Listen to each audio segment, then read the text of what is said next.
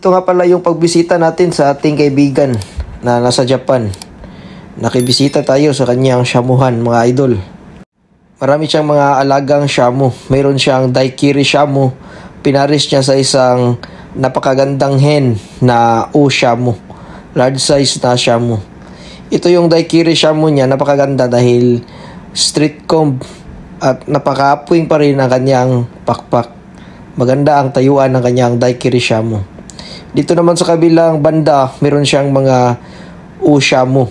Shamu na hen at saka shamu na broodcock. Bata pa to, kanyang ginagamit na broodcock, nasa 7 months old. Ito na ngayon. Ito yung pinakamatangkad sa kanyang mga shamu sa yard niya. Maganda din ang tayuan dahil matangkad. Maraming inalaga ang shamu itong kaibigan natin, mga idol. Nag-alaga siya ng shamu.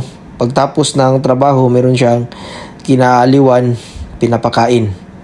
Simple lang din ang kanyang kulungan. Dito na rin siya nag-breeding. Marami na rin siyang na-produce na itlog. Pinuntahan natin siya para makabisita.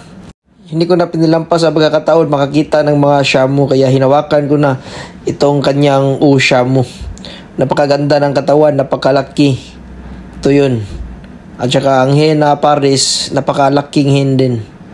Ang kanyang shamu galing pa daw sa ibang lugar sa Japan, sa babang part ng Japan.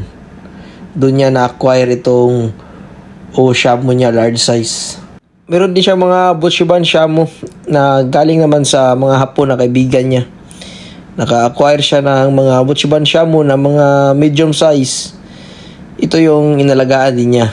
Meron siyang red na Buchiban shamu at meron din siyang black.